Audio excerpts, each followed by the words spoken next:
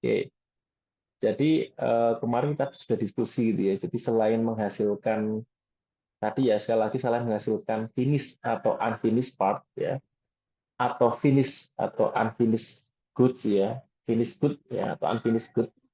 Ya, di proses manufaktur juga akan menghasilkan produk yang lain ya, yaitu scrap maupun waste ya, limbahnya. Ya, jadi pasti akan menghasilkan itu gitu ya di proses manufaktur ya. Dan yang diingat lagi sekali lagi ada 3M ya, mesin, man, sama methods ya, plus tools dia di proses manufaktur ilmunya.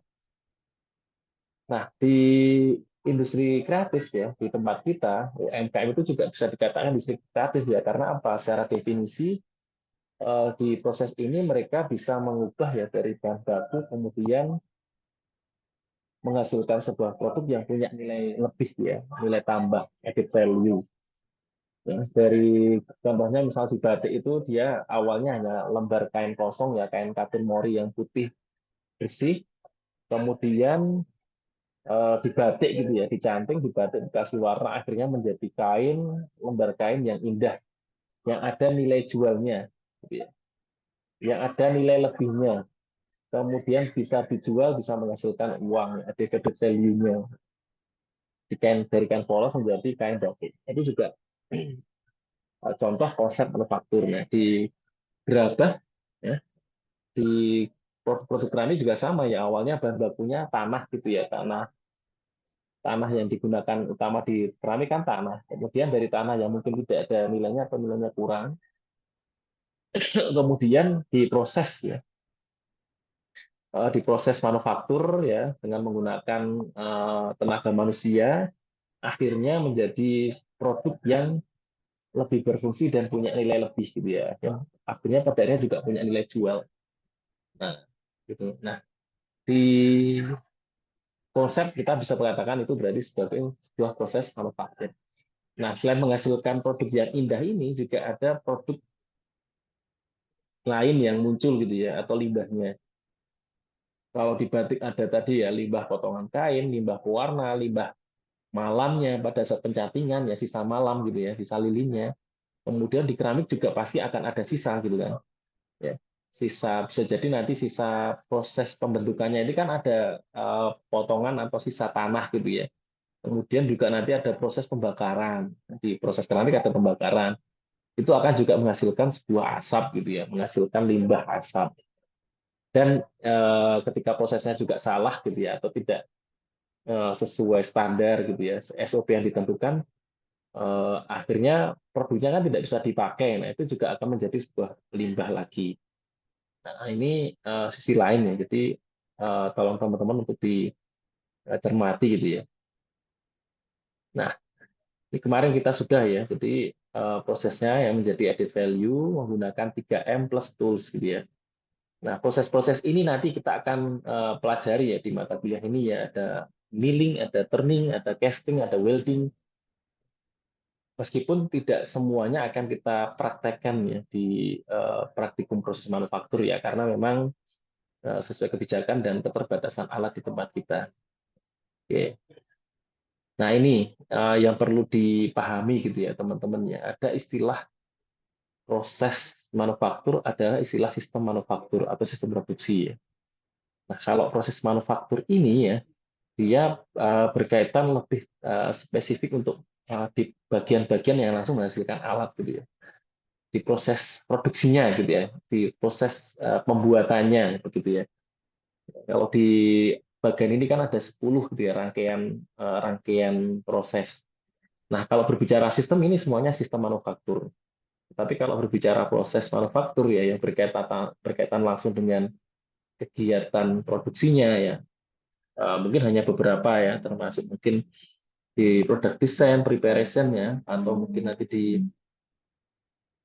planning ya, di R&D ya, di manufacturingnya, kemudian di kontrol gitu ya. Tetapi berkaitan dengan shipping, customer service ya, berkaitan dengan customer itu tidak menjadi bagian dari proses manufaktur, tetapi dia masih satu satuan dengan istilahnya sistem manufaktur. Jadi kalau sistem produksi itu yang akan kalian pelajari semester depan ya, itu akan lebih luas ya sistem produksi. Nah, proses manufaktur itu yang kita pelajari sekarang lebih spesifik gitu ya, di tahapan kegiatan proses produksinya ya, proses mengubah dari bahan mentahnya menjadi produk yang punya nilai lebih atau nilai jual yang added value. Oke, pentingnya manufaktur nanti bisa dibaca teman-teman. Jadi kalau kita nanti sebagai teknik industri ya, alumni teknik industri, ya, ada banyak pekerjaan yang memang membutuhkan kemampuan di bidang manufaktur ya. Di antaranya ada design engineer, ada product engineer, ya, research and development, manufacturing engineer, ada planning, safety, materials, ya, dan seterusnya yang memang ini berkaitan dengan eh, mata kuliah ini ya, berkaitan dengan proses manufaktur. Dan ini sekarang banyak dicari ya di lowongan pekerjaannya. Jika nanti teman-teman memutuskan untuk menjadi seorang profesional ya, karir profesional, menjadi tenaga ahli begitu. Tapi kalau misalnya mau punya usaha, mau bikin pabrik sendiri juga boleh. Ilmu ini juga nanti kita akan pakai gitu kan di tempat kita sendiri. Oke. Kalau ada yang mau ditanyakan silahkan ya, bisa on mic atau on cam atau raise hand ya, boleh silakan. Nah, di proses manufaktur kemarin sudah kita sampaikan ya teman-teman ya, ada casting, ada forming, ada machining, ya, ada surface treatment, heat treatment ya. Nanti kita pelajari secara teori, tapi tidak semuanya kita praktekkan. Kemudian proses manufaktur dibagi menjadi dua ya, ada proses primer dan sekunder. Kalau primary proses itu berarti memang ya dia harus dilakukan, harus dikerjakan. Tetapi kalau proses sekunder ya, dia secondary proses itu bisa jadi digunakan atau tidak gitu ya. Bisa jadi dia dipakai, bisa jadi tidak dipakai. Tergantung nanti yang mau dihasilkan itu seperti apa. Gitu ya. Nah, proses primer itu yang apa saja? Nah, ini nanti kita akan baca juga nanti beberapa. Ada casting, ada forging, ada extrusion, sheet metal, ya, cutting machining, ya. Ini ada juga ya di tempat kita ya nanti untuk praktikumnya ya. Kalau sekunder proses ya, itu apa saja? Ada fastener, adhesive joining. Nah, kalau kita bingung ya, saya sendiri juga beberapa proses tidak terlalu hafal, jadi nanti kita bisa menggunakan Google ya di YouTube ya. Jadi di YouTube itu semua proses ini ada penjelasannya dan ada contohnya melalui video. Jadi lebih mudah ditangkap gitu ya daripada kita ngobrol ya, baca gitu ya, baca teorinya itu kadang mungkin tidak akan langsung ketangkap gitu ya maknanya seperti apa. Nanti kalau kita lihat video biasa jadi dengan media akan lebih memudahkan kita untuk memahami maksudnya gitu ya, proses-proses ini. Oke. Nah, sampai di slide 13 ini ya, teman-teman ya, materi proses manufaktur ya.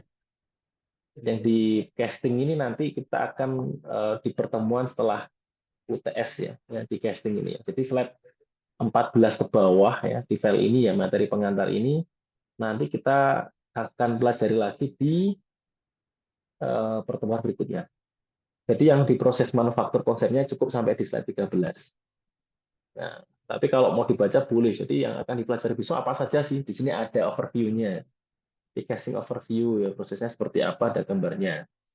Keuntungan, kelebihannya pengecoran itu seperti apa, kekurangannya seperti apa. Nah, ini boleh kalau silakan mau dibaca boleh. Tapi kita untuk saat ini kita skip dulu ya. Oke. Sampai sini ada yang mau ditanyakan teman-teman silakan. Permisi Pak, izin bertanya. Boleh. Berarti terkait kuisnya nanti itu yang konsep pengantar manufaktur itu dari slide 1 sampai 13. 13 betul. Ditambah, ini kan pertama, materi pertama. Nanti kuisnya kan dua materi ya. Materi pertama terkait konsep atau pengantarnya proses manufakturnya sampai slide 13 ya. Dan nanti didukung juga ya teman-teman dibaca ya, didiktat ya, didiktat mata kuliah proses manufaktur di kampus lain ya. Tetapi isinya sama, cuman di sini lebih detail ya. Ya, nanti saya juga saya sampaikan. Nah, materi keduanya baru nanti yang diproses pemesinan. Jadi ada dua materi ya teman-teman yang dipelajari. Oke, yang materi pertama proses manufaktur di diktat juga sama ya dengan slide tadi ya. Kurang lebih sama, cuman kalau di slide kan otomatis dia lebih ringkas gitu ya. Kalau di buku diktat ini dia lebih lebih detail gitu kan. Jadi ada penjelasan-penjelasannya proses seperti ini, pengocoran ini, kemudian macam-macam proses manufaktur ini ada, tetapi dalam bahasa Indonesia yang di slide tadi sebagian dalam istilah bahasa asing ya, tapi kurang lebih sama. Ya. Kemudian ada di dalam proses manufaktur itu kita pelajari beberapa proses ya. Nah, yang berikutnya materi kedua itu yang kita akan pelajari adalah proses pemesinan. Nah, ini nanti yang akan kita sampaikan di hari ini ya. Mungkin nanti sampai maksimal jam 12 ya teman-teman ya. Oke, nanti sisanya saya ada PR nanti biar kalian latihan ya, latihan menghitung gitu. Oke, Oke proses pemesinan ya, proses pemesinan logam ini ya, proses menggunakan mesin-mesin ya. Seperti namanya proses pemesinan ya. Mesin-mesin perkakas untuk mendapatkan bentuk yang diinginkan gitu ya. Dengan membuang sebagian material. Kemudian ada beberapa mesin perkakas yang digunakan ya di proses pemesinan nanti akan kita pelajari ya. Ada mesin bubut ya, mesin scrap, mesin drill, mesin prise ya, dan sebagainya. Tapi kita akan coba lihat videonya ya. Mesin bubut itu seperti apa karena mungkin barangkali teman-teman belum pernah tahu gitu ya. Tapi kalau yang laki-laki mungkin kalau senang otak-atik itu sering bubutkan gitu ya. Sering bikin variasi custom produk itu mungkin pernah gitu lihat mesin bubut. Oke, terus nanti sampai beberapa mesin, kemudian ada juga beberapa proses. Nanti bisa dibaca. Nah, proses pengecoran ini saya belum masuk teman-teman di quiz pertama. Jadi ini eh, apa namanya detailnya belum ya, tapi secara singkatnya overview-nya kalau proses pengecoran ini caranya adalah dengan cara mencairkan logam gitu ya. Jadi memasukkan ya, jadi membuat cetakan, kemudian cairannya nanti dimasukkan ke cetakan gitu ya. Seperti yang di Ceper ya, daerah Ceper di Klaten itu pusatnya untuk casting ya. Jadi pengecoran logam itu di sana. Di pembentukan bikin produknya itu dengan cara dicor. Nah, kalau mau dicor otomatis harus punya cetakannya, wadahnya dulu. Jadi nanti hasil akhirnya akan mengikuti cetakan ini ada seperti contohnya. Intinya itu ya yang di pengecoran. Kemudian ada proses manufaktur penyambungan gitu ya. Ada dua bagian, ada dua benda, kemudian dijadikan satu, disambung. Ada pembentukan ya. Pembentukan itu ada yang di roll, ada yang di spinning, ada yang di piercing, macam-macam. Ya. Kemudian ada proses finishing ya. Oke. Nah ini diagramnya proses manufakturnya. Mungkin ada sedikit berbeda ya sama yang di slide-nya. Tapi saling melengkapi nanti bisa dipakai. Ada pengecoran, pembentukan, pemotongan. Ini proses perubahan bentuk. Kemudian nanti ada penyambungan, ada proses perlakuan fisis ya. Kemudian ada proses penyelesaian. Akhirnya nanti eh, bagian akhirnya itu adalah membentuk benda jadi atau produk. Ini terkait konsep proses manufaktur. Itu materi pertama ya teman-teman ya. Silakan materi dari slide ditambah dari buku diktat ini dibaca, dipahami gitu ya. Konsep konsep proses manufaktur itu seperti apa. Nah, hari ini ya kita akan lebih detailkan pelajari terkait dengan proses pemesinan gitu ya. Proses pemesinan. Tadi sudah sempat ya di overview ya di materi atas ya terkait proses pemesinan. Tadi yang tanya siapa tadi? Udah jelas belum berarti terkait quiz? Apa ada lagi yang mau ditanyakan dulu sebelum saya masuk materi yang kedua? Ya.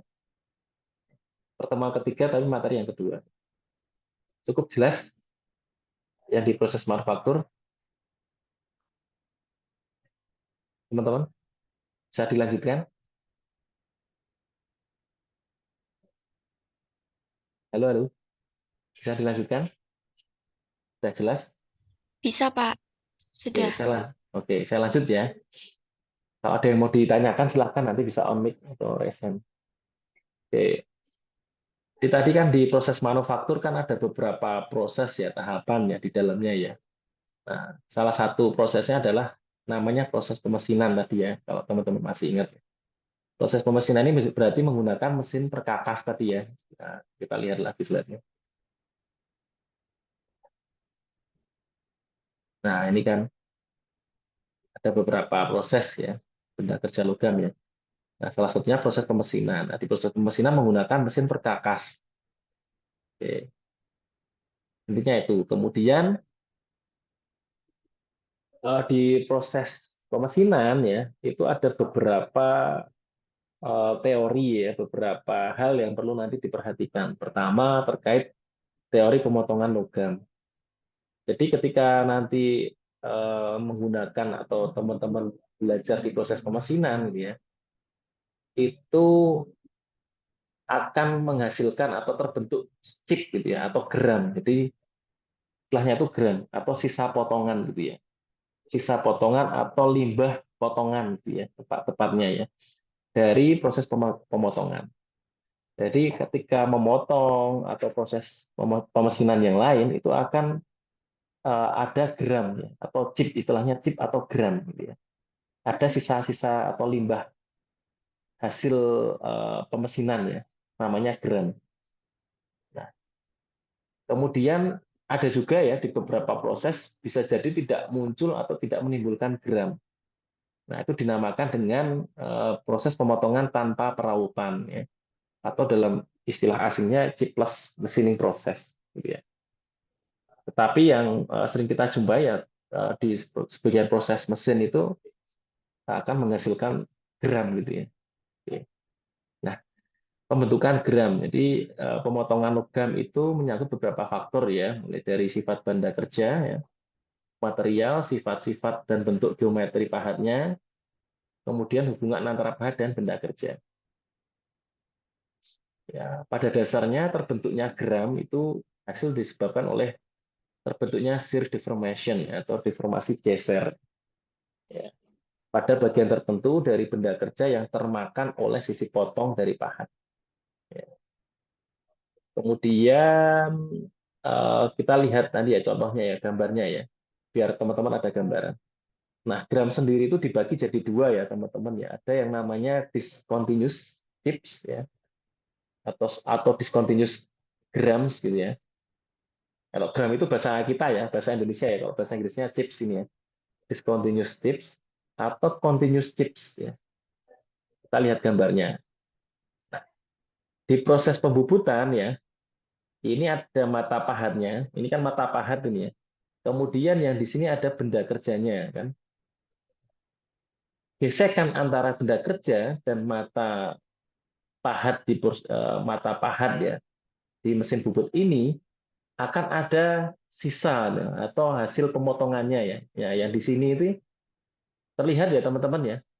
Nah, yang di sini ini namanya adalah gram atau chips ya. Sisa potongannya gitu. Nah, kalau ini dia kan nggak putus gitu ya, nggak terputus-putus ya, dia nyambung terus gitu ya. Berarti dia namanya adalah continuous chips ya. Karena dia tidak putus-putus ya. Berbeda sama yang satunya. Nah, yang ini ya sama ya. Jadi terbentuknya gram karena eh, mata pahat ketemu dengan benda kerja, ada gesekan, menghasilkan gram. Nah, yang di bawah ini yang gambar 4 ini dia namanya discontinuous chips ya. Jadi antara gram satu dengan yang lain itu tidak tersambung ya, tidak terikat ya, jadi terputus-putus. Karena apa? Karena disebabkan distorsi pada logam berdekatan dengan benda dengan pahat sehingga menghasilkan crack atau retakan. Karena retak gitu ya. Terjadi retakan di gramnya gitu ya. Jadi dia tidak nyambung seperti yang di gambar 3. Ya. Bisa dipahami ya, kalau discontinuous itu dia gramnya putus-putus gitu ya, tidak nyambung ya. Tapi kalau gramnya dia nyambung gitu ya, terkait gitu kan. Namanya continuous chips gitu ya. Kalau yang ini namanya discontinuous chips. Jadi gramnya dia putus-putus. Ya. Oke, jelas ya teman-teman ya. Oke, kalau nggak ada yang tanya, saya anggapnya jelas. Loh. Nah, continuous tips yang ini tadi ya sama ya dengan atas tadi ya. Jadi dia nyambung terus gitu ya. Di limbah sisa potongannya itu nyambung terus, tidak terpisah gitu ya. Oke. Oke. Kemudian pada continuous chips ini yang contoh gramnya adalah dari bahan aluminium, baja lunak dan sebagainya. Jadi memang bahan-bahan yang lunak itu cenderung nanti akan menghasilkan chips yang continuous gitu ya. Untuk bahan benda kerja yang sifatnya lunak ya, yang work metalnya itu lunak, itu dia akan cenderung menghasilkan chips yang continuous. Tetapi semakin keras ya benda kerjanya, nanti dia chipsnya akan terpisah-pisah ya, discontinuous chips gitu. Oke. Kemudian yang berikutnya terkait dengan proses pemesinan. Nah, ini ada 7 ya di apa namanya di buku diktat ya, di buku modul itu ada 7. Tetapi tidak ketujuhnya nanti kita akan pelajari ya teman-teman ya. Karena memang kita di industri teknik industri sini kita tidak mempelajari mesin-mesin yang besar ya. Jadi ada beberapa proses ya, seperti scrap ini ya, shaping and planning ini kita tidak pelajari ya. Proses bubut kita pelajari ya, kita nanti akan pelajari ya secara teori. Kemudian scrap ini tidak kita pelajari. Ada proses hurdi ya, menghurdi atau drilling kita pelajari, karena kita juga ada alatnya. Mengefresh, milling ada alatnya, nanti kita pelajari ya. Kemudian menggerinda, nah menggerinda ini dan menggergaji ini kita mungkin pelajari konsep teorinya ya, tetapi nanti kita tidak praktekkan ya, karena kita tidak eh, untuk saat ini ya, tahun ini kita tidak ada proses praktek untuk menggerinda dan menggergaji begitu ya.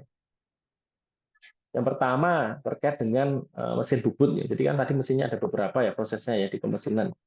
Yang pertama mesin bubut. Mesin bubut ini ada macam-macam gitu ya. Kemudian ini yang paling banyak dipakai ya di industri ya untuk membentuk atau menghasilkan bentuk komponen-komponen yang silindris, yang melingkar gitu ya. Kemudian bantalan, tangkai-tangkai yang bulat dan lain-lain. Kenapa? Karena memang proses pemesinannya adalah benda kerjanya diputar. Jadi ya, benda kerjanya yang diputar. Jadi prosesnya berputar. Nah, sehingga bentuk-bentuk yang dihasilkan adalah komponen-komponen silindris yang bulat gitu ya. Ini contoh mesin bubut kuno. Ya, kuno. Ini yang modern. Nah, nanti teman-teman yang tugas kelompok untuk menyusun makalah nanti silahkan untuk memberikan contoh-contoh yang terbaru gitu ya. Mesin bubut yang terbaru itu seperti apa. Gitu. Oke. Nah, ada beberapa kalau dilihat ya ini kalau ini kan udah udah mulai tertutup rapi ya. Kalau yang mesin kuno dia benar-benar terbuka ya. Nah, ada beberapa bagian mesin bubut ya. Nanti kita akan lihat videonya ya teman-teman ya, biar lebih jelas. Ada beberapa bagian di mesin bubut ya, mulai dari kepalanya, headstock ya. Ya. Ini berada di sebelah kiri operator ya, berisi roda gigi ya, untuk mengubah kecepatan ya. Kemudian tempat melekatnya spindle.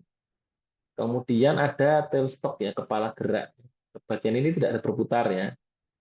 Kemudian ada kereta ya, digerakkan ke kiri atau ke kanan secara otomatis maupun digerakkan. Ada apron, ada peluncur selang, ada penumpu dudukan pahat ya, alas maupun rel. Nah, ini bisa dilihat di gambar ya, bagian-bagiannya ya. Ini untuk mesin yang umum ya, dipakai di industri di dunia seperti ini ya.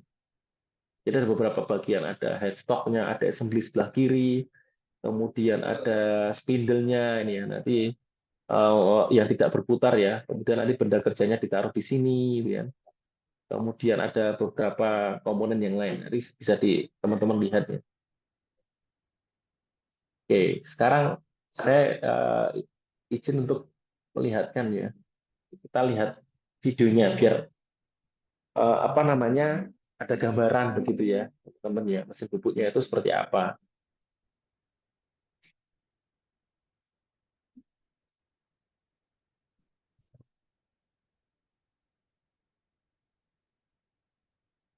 Kita share screen lagi.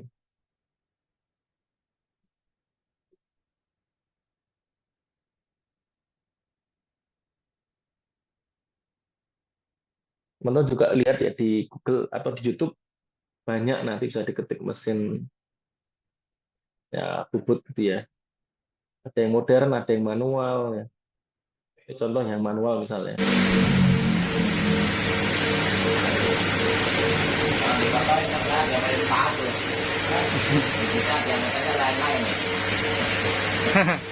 Enggak apa-apa itu mas. Mau ngeliat apa? Kalau kota nih gimana nih? Hah?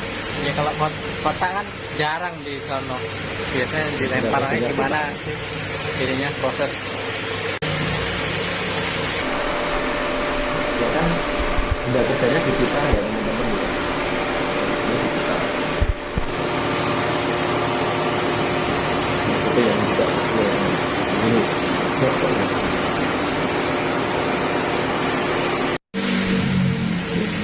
Ada yang jelas kemarin saya nemukan, saya putar di kelas itu yang agak jelas.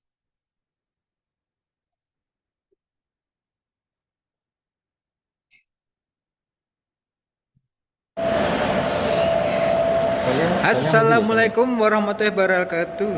Kembali lagi dengan teknik amatir. Bukan bengkel, bukan ahli, hanya sekedar menuruti hobi. Kita akan coba bubut rata dalam dan luar ya. Ini buat pengalaman yang pertama bubut.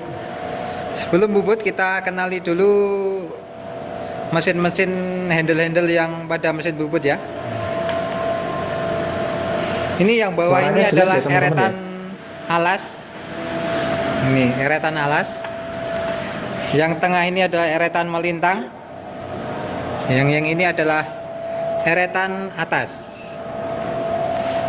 Ini untuk pahat ya, untuk tempat pahat. Ini kepala tetap atau cak. Sementara yang ini adalah kepala lepas ini atau center. Ini handle-handle kecepatan low, high. Dan ini handle-handle untuk drat ya.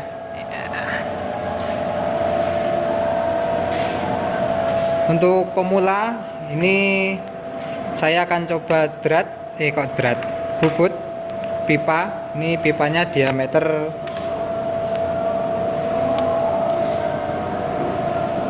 berapa nih? 34 kelihatan kan ya. Nanti kita bikin jadi 33 dan diameter dalam. Oke, jadi dia akan membubut ya pipa diameter awalnya 34 ya. 34 mili, kemudian nanti akan jadi 33 mili. Artinya mengurangi area luarnya 1 mili gitu kan. 27 kita nanti bikin jadi 26. Oke. Ikutin terus cara setting dan bubut dan lain-lain. Oke, guys.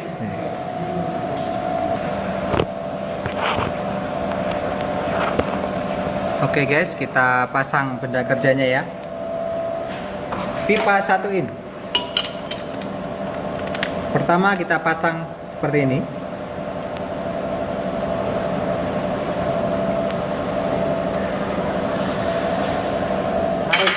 Lalu kita center. Ini alat penyenternya.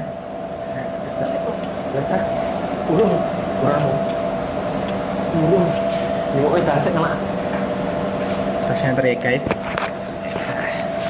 Tuh kili nyoba piye iki.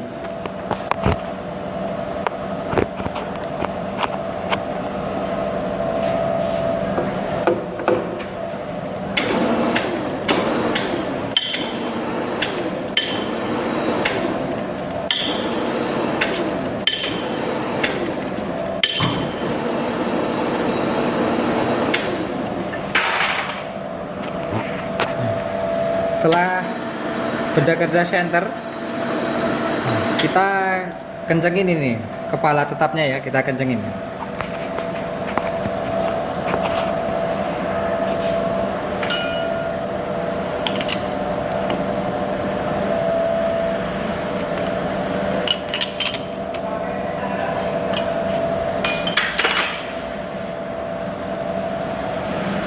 Oke, setelah itu kita gunakan pahat ini ya, pahat muka ini untuk bubut yang sebelah sini dulu, untuk meratakan yang sebelah sini dulu ya. Kita coba. Jangan lupa handle-nya.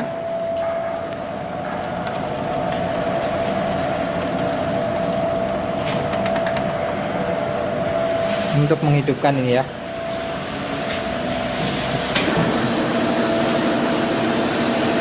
Ini yang penting rata aja.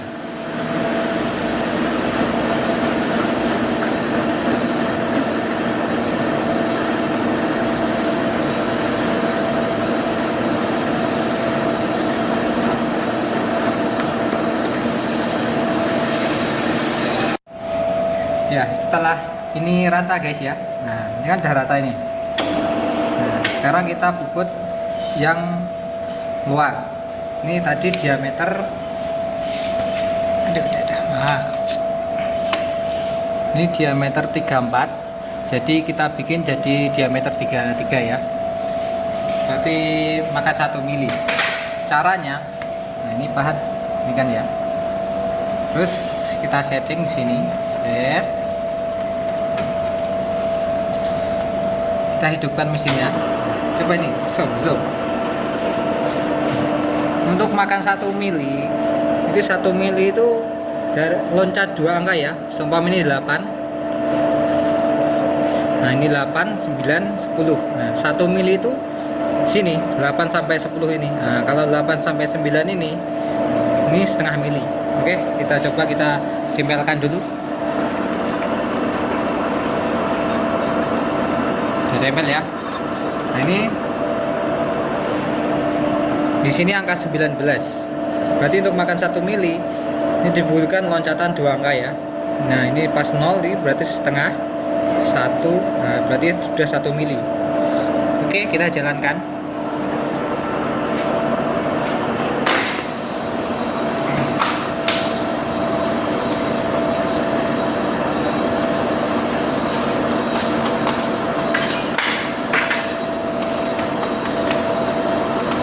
Bentar guys.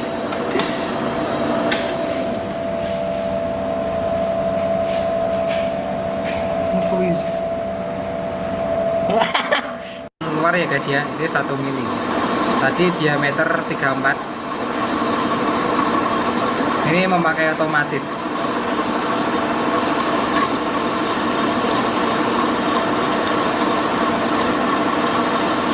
Oke, cukup. Kita lihat.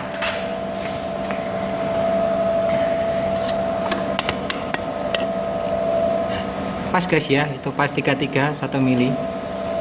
Nah, 33 itu. Sekarang kita coba makan yang dalam ya guys. Yang dalam tuh diameternya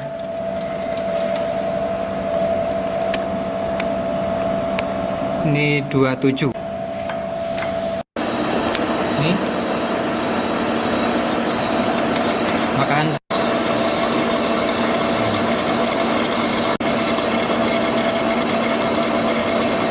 sama. Yang luar dimakan 1 mili, yang dalam juga 1 mili. Oke guys, kira-kira seperti itu tutorial cara membuat. Oke, ya contoh apa namanya? Contoh ya penggunaan mesin bubut ya teman-teman ya. Nanti kalau mau lihat langsung bisa ke bengkel mesin sebetulnya. Di sana ada ya mesin bubut.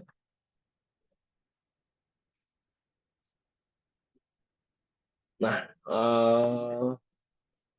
tadi ada proses ya. Di proses itu bubutnya dia bubut luar dan bubut dalam, nanti kita pelajari. Mengatur kecepatan dan sebagainya ya. Dan tadi juga ada mata pahatnya kan, jenis pahat bubutnya. Nah, ini ada beberapa jenis mata pahat ya yang digunakan sesuai nanti peruntukannya untuk apa. Kemudian di bubut sendiri ada beberapa proses ya teman-teman ya. Mulai dari membubut silindris ya, ya, mengurangi diameter luar. Jadi tadi yang proses pertama contoh video itu kan yang dikurangi bagian luar kata dia. Nah, dia namanya membubut silindris. Artinya apa? Yang dibubut yang dikurangi adalah diameter luar benda kerja. Kemudian membubut muka. Ini atau facing ini mengurangi panjang atau memotong benda kerja. Jadi misal panjang awalnya 35 jadi 33, dikurangi gitu ya panjangnya. Namanya facing. Ada contoh-contohnya ini. Yang turning, benda luar. Kemudian tadi kalau bagian dalam yang dikurangi gitu ya. Ada boring ini memperbesar diameter lubang. Kemudian membuat ulir ya, baik ulir dalam maupun luar, namanya threading gitu ya. Kemudian memotong, ada drilling, membuat lubang yang dalam.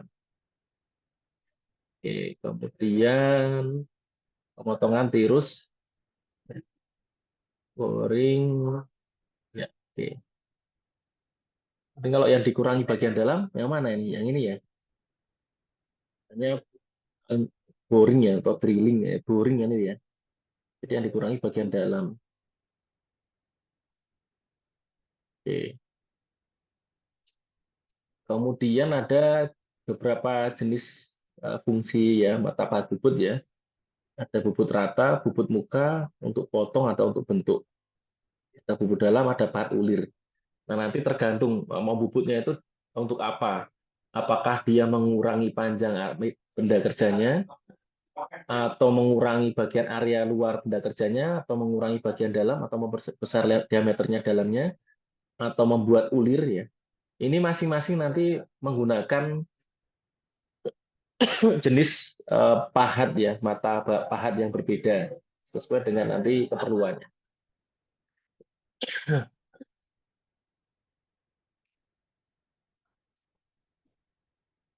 Oke, langkah kerjanya nanti ini kalau pas praktikum ya bisa digunakan. Oke. Oke, dan nanti bisa dilihat cara kerjanya. Bahan pahat bubut ya. Di pahat bubut ada beberapa jenis bahan. Yang pertama hardness ya. Hardness ini agar pahat bubut dapat mengadakan penetrasi terhadap benda kerja yang tidak diraut. Jadi pahat bubut itu harus sifatnya itu harus hardness ya, harus apa ya, keras ya. Karena kalau dia tidak keras ya, kalah sama benda kerjanya, nanti mata pahatnya yang patah gitu kan. Jadi dia harus hardness supaya apa? Supaya benda kerjanya yang apa namanya yang dikurangi gitu ya, yang berkurang. Jadi kalau mata pahatnya nanti kalah keras gitu ya, nanti kan matanya bisa yang patah gitu ya. Kemudian harus toughness gitu ya, tidak mudah patah. Ya. Jadi tahan gitu ya. Kemudian harus heat resistant dan low wear. Eh, apa namanya harus mengatasi keausan pada pahat bubut dan memperpendek umur pahat. Ada beberapa jenis logam yang digunakan untuk bahan pahat bubut ya. Jadi ada carbon tool steel ya, low carbon ya, HSS high speed steel, keramit, ya, diamond ya. Jelas yang paling tinggi kemungkinan yang diamond ini ya. Jadi dia secara sifat dia paling tinggi ya. Ya, oke. Nah, ini nanti yang diperhatikan dan tolong teman-teman untuk nyoba ya setelah ini ya. Jadi di proses mesin bubut gitu ya, itu ada beberapa parameter yang perlu diperhatikan kan. Ada beberapa parameter yang perlu diperhatikan. Yang pertama adalah di kecepatan potong atau cutting speed ya. Nah, kecepatan potong dalam proses pembubutan diartikan kecepatan ujung pahat bergerak dalam memotong benda kerja yang berputar. Ya. Dinyatakan dalam satuannya apa? Meter per menit. Ya. Jadi satuannya kecepatan potong atau cutting speed itu meter per menit. Rumusnya, ya, rumusnya adalah cutting speed, ya, CS ya. Kita menggunakan variabel namanya itu CS untuk cutting speed. Itu sama dengan pi dikali diameter benda kerja dalam mili, kemudian dikali dengan n, ya. N-nya itu kecepatan putaran mesin, ya. Satuannya RPM. Dibagi dengan 1000. Nanti ketemu cutting speed dalam satuan meter per menit. Jadi kalau kita butuh cutting speed berapa ini yang mau digunakan gitu ya. Nah, itu bisa dihitung dengan menggunakan rumus ini. Nah, diameternya berapa, kecepatan mesinnya berapa, atau sebaliknya kita cutting speed-nya sudah ditentukan, kemudian diameternya ditentukan, nah, kecepatannya berapa, nah, nanti bisa dihitung ya dengan menggunakan rumus. Kemudian jika diameter bendanya, kalau atas tadi kan diameter bendanya menggunakan mili. Kalau diameter bendanya dalam satuan inci, nanti kita bisa menggunakan rumus yang bawah. Jadi cutting speed-nya itu rumusnya adalah Pi dN ya, Pi dikali diameter benda kerja dalam inch ya. Kemudian dikali dengan N kecepatan mesinnya, tetap RPM, dibagi dengan 12. Ketemu nanti cutting speed satuannya adalah feet per menit. Ini kalau benda kerjanya dalam satuan inci. Kalau yang atas ini dalam satuan mili. Kemudian ada lagi kedalaman potongan atau A ya, variabelnya A ya. Kita pengen tahu ini apa namanya butuh jumlah pemotongan di bubutnya itu berapa kali sih ya, biar diameternya itu sesuai, hasil akhirnya itu sesuai gitu ya. Nah, caranya adalah dengan rumus I ya, I itu jumlah pemotongannya atau pembubutannya dalam kali, diperoleh dengan cara diameter awal dalam mili dikurangi diameter setelah dibubut dibagi dengan 2A. A-nya adalah kedalaman pemotongan. Tadi misal pemotongannya mau setengah mili atau 1 mili, ya itu ya. Ketemu nanti di bubutnya berapa kali. Oke, kemudian waktu potong. Waktu potong itu untuk mengetahui ya lamanya pembubutan berlangsung. Jadi kita pengen tahu pas proses bubut itu butuh berapa menit gitu ya, berapa lama. Ini dalam satuannya nanti menitnya. Berapa lama. Nah, itu dinotasikan dalam variabel T ya. Ini lama waktu pembubutannya dalam satuan menit. Itu diperoleh dengan cara rumusnya adalah panjang benda kerja. Panjang benda kerja yang dibubut ya dalam milimeter, kemudian dibagi dengan N kali S. N-nya adalah putaran poros utama, putaran per menit. Kemudian S-nya adalah speed atau kecepatan pemakanannya. Speed-nya berapa, kemudian dikali dengan I ya. Ini berapa kali ya tadi ya. Waktu pemotongannya berapa kali. Oke, rumusnya seperti ini. Nah, biar jelas ya, kita menggunakan latihan soal. Oke, silahkan teman-teman ya, saya kasih waktu ya 10 menit untuk bisa mencoba ya. Nanti bagi yang sudah selesai, catatannya bisa on cam, bisa ditampilkan.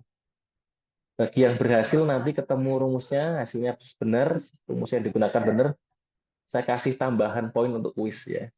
Oke, begitu. Atau kalau ada yang mau ditanyakan dulu boleh, silahkan.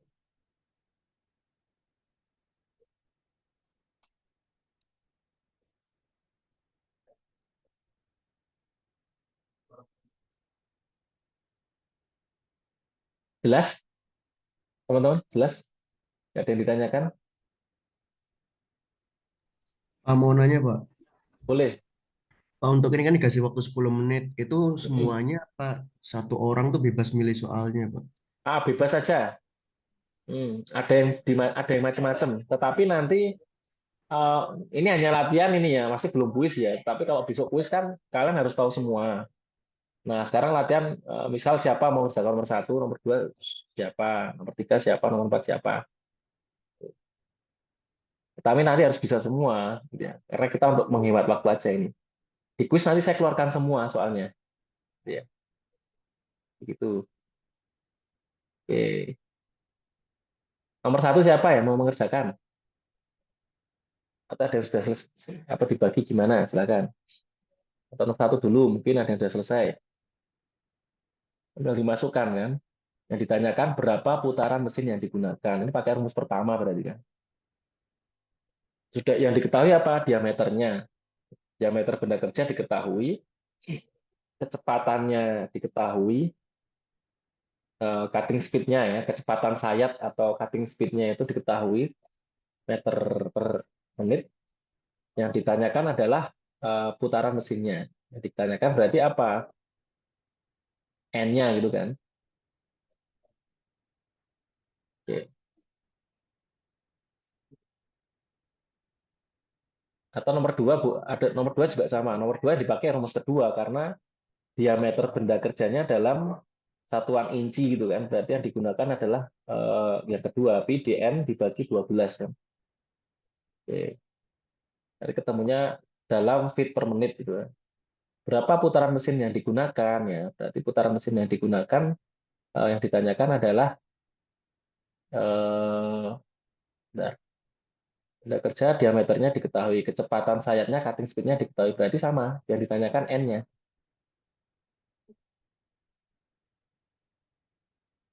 Ditanyakan N-nya juga, tapi dia rumusnya yang kedua. Yang ketiga ini paling gampang ini, ya nomor tiga paling gampang. Karena rumusnya paling gampang, tinggal diameter awal dikurangi diameter akhir kan, kemudian dibagi dengan 2A ya, kedalamannya berapa. Sudah diketahui semua kan, dia kedalamannya berapa. Nah, mula-mula berarti diameter awalnya di satunya kan 40. Kemudian menjadi diameter 40, berarti D2-nya kan 30. Dari 40 ya, di satunya 40, kemudian dibubut menjadi diameternya 30. D2-nya adalah 30. Kedalamannya setengah. Ya rumusnya tinggal di satu dikurangi D2 dibagi 2A selesai. Berapa kali pemotongan I-nya kan ketemu. Paling gampang ini nomor 3. Nah, nomor 4 pakai rumus yang terakhir. Nah, nomor 4 yang dipakai rumus terakhir dan rumus-rumus atasnya ya. Karena kompilasi yang nomor 4 itu nanti jawabannya kompilasi. Izin mau menjawab boleh Pak? Boleh. Izin menjawab nomor 1 sama 3. Tapi Di, satu lagi proses, yang nomor 3 mau coba jawab. bisa di Saya mau jawab nomor 1, Pak. oke. Di on cam kan ditampilkan ya di kamera ya catatannya ya. Permisi Pak, kalau udah Apa Pak? terlanjur sama gimana? Terlanjur Saya apa? terlanjur ngerjain juga sama gitu nomor Ya 1. enggak apa-apa cepet-cepetan aja. Ya, semuanya kan harus mengerjakan intinya. Cuman yang mengerjakan awal nah bisa ditampilkan. Izin on cam ya Pak. Ya, ditampilkan dia nih ya di kamera ya Eh, catatannya ya. cuma sebenarnya cuma coret-coretan sih Pak sebentar. Virtual background-nya di ini dulu, Oh ya, dihilangkan. Ya memang coret-coretan aja, fotonya coret-coretan sama hasilnya. Kalau nggak dicoret-coret nggak ketemu hasil. Ini gampang ini ya, sudah disediakan rumusnya. Siapa dulu? Si Ilmi Farel dulu ya. Farel nomor berapa? Nomor 1. em, Oh sih. nomor 3 seperti ini Bapak.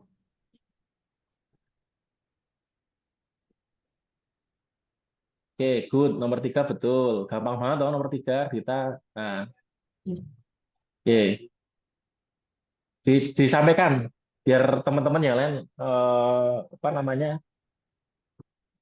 bisa paham.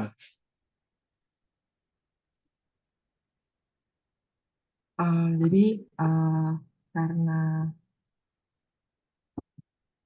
uh, mula-mula itu ada 40 milimeter dan yang Hmm. kedua itu 30 milimeter. Jadi tinggal dikurangi Bapak. Hmm. 40 dikurang 30 yaitu 10 10 milimeter. dibagi Setelah itu dibagi 2 dikali kedalaman setengah. pemotongan itu ada 0,5 milimeter. Ya, 2 kali setengah 1 ya. Berarti 10 Ya. dibagi 1 sama dengan 1. Oke, good. Oke, terima kasih Ardita. Nomor 3, solve ya. Solve ya, nomor 3 ya. Oke, sekarang Farel, nomor berapa? 1 ya?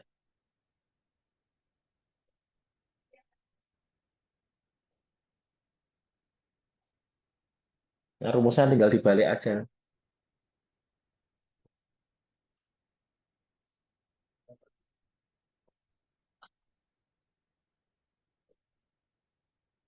Mic-nya dinyalakan.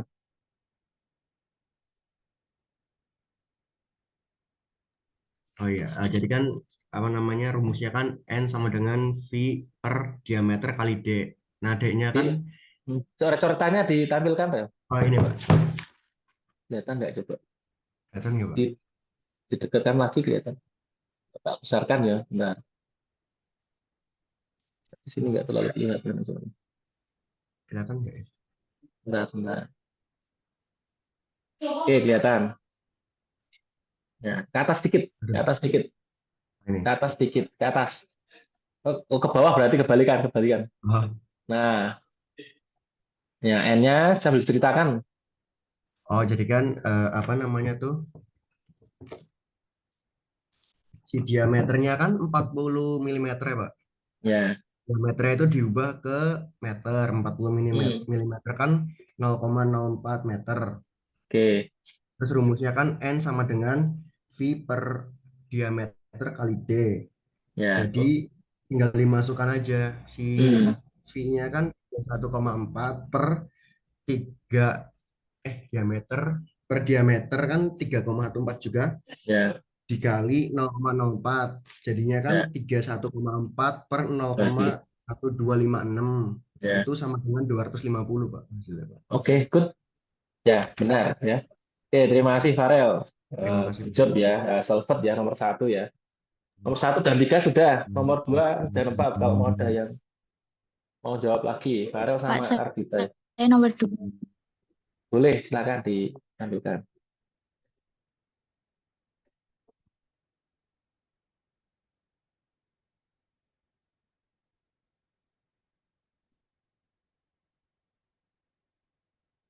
Ya, Sabrina ya.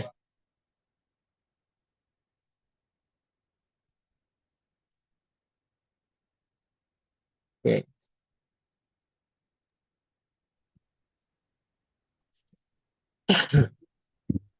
Aduh.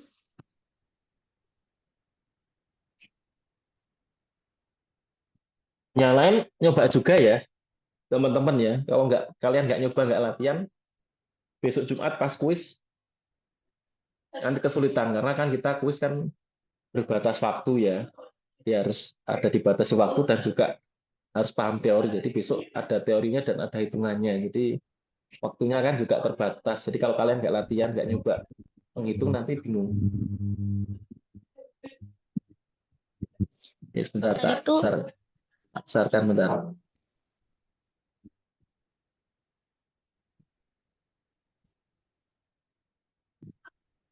Oke. Coba disampaikan sambil bisa nggak? Dijelaskan nggak? satu nggih Pak, tapi ternyata sudah jadi saya nomor 2 saja. Oke, Kan oke. pertanyaannya itu bahwa ada diameter 1,5 inci. Mm, Lalu V-nya itu ada 9 feet per menit. Lalu diubah mm, dulu ke inci 90 feet per menit diubah ke inci jadinya 1080 inci per menit. mm, Nah, ditanyakan N itu rumusnya V per Pi kali D. Nah, mm, diketahui kan V-nya itu 1080. Terus mm. Pi-nya itu bisa 3,14 dan D-nya itu 1,5. Jadi tinggal dimasukkan 1080 per 3,14 kali 1,5. Nanti hasilnya 1080 per 4,712. Jadi kurang lebih hasilnya 229 RPM. Oke, Itu. oke, sip. Dah, pas saya goyang-goyang ya, tapi kelihatan kok. Oke, terima kasih Sabrina. Ya, good job ya, solved ya, nomor 2 ya. Nomor 4 kalau ada. Satu lagi ya, satu nomor lagi.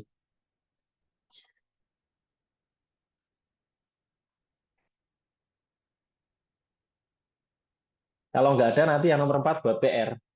Latihan sendiri. Kalau ada boleh silakan kalau ada yang udah selesai.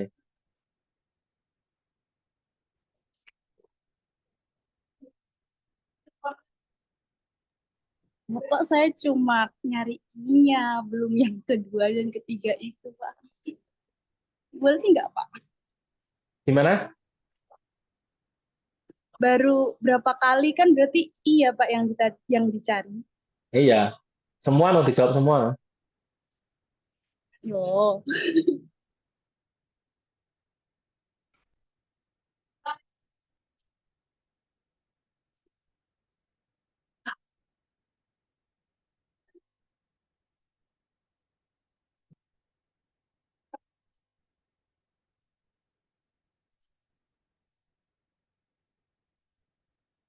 Sumber.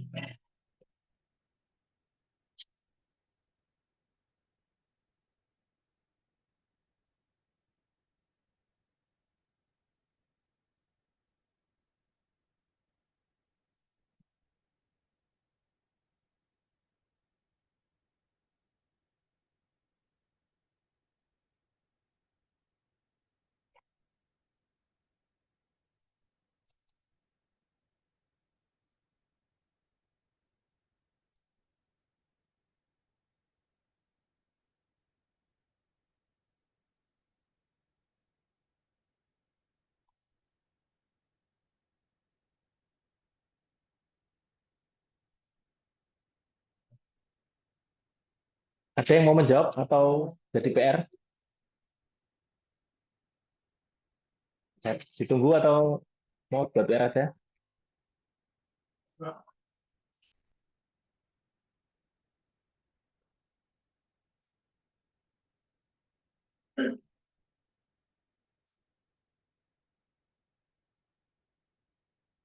Gimana? Buat PR?